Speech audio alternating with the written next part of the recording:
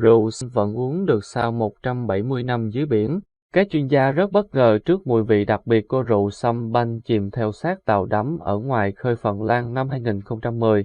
Một nhóm thợ lặn ở quần đảo Lan của Phần Lan bắt gặp xác tàu đắm vào năm 1852. Họ rất bất ngờ khi tìm thấy 145 chai rượu sâm banh ở độ sâu 48,8 mét. Điều đặc biệt hơn là các chai vẫn đầy và có vị rất đặc biệt, theo mô tả của một giáo sư hóa sinh hóa học thực phẩm.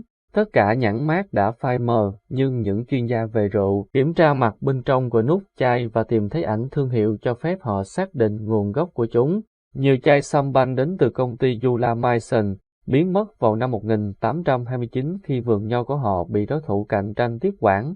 Ngoài ra, có 47 chai rượu hiệu Verwoerd, theo Guardian. 2 năm sau phát hiện, 11 chai rượu được bán đấu giá với tổng giá trị là 156.000 đô la ở Mariehamn, trên quần đảo Lan giữa Phần Lan và Thụy Điển, nơi xác tàu FJL được tìm thấy. Đặc biệt, một chai rượu Verwoerd đạt giá bán lên tới 16.342 đô la. Đó là trước khi rượu trong chai được phân tích và nếm thử bởi các chuyên gia. Hiện nay, giá trị của những chai rượu lấy từ xác tàu có thể đạt 190.000 đô la.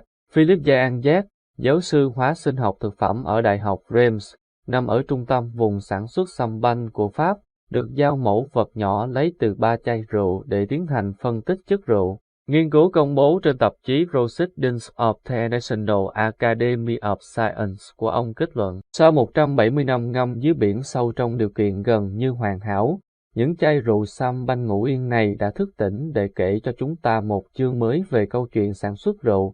Một loạt chuyên gia ban đầu mô tả rượu trong chai bằng những từ ngữ như mùi động vật, tóc ướt, kém và đôi khi tồi tệ, nhưng sau khi để rượu lắng trong cốc thủy tinh và oxy hóa, nó tỏa ra hương thơm dễ chịu hơn, cay nồng và giống mùi da. Dominique Gemaville, quản lý sản xuất rượu sâm banh ở Verwoerd, nếm chai rượu 3 lần và phát hiện vị trái cây, nấm cục và mật ong. Ông kết luận đây là một trong những loại sâm banh ngon nhất thế giới. Tôi chưa bao giờ nếm loại rượu như vậy trong đời. Hương thơm lưu lại trong miệng tôi suốt 3 đến 4 giờ sau khi nếm.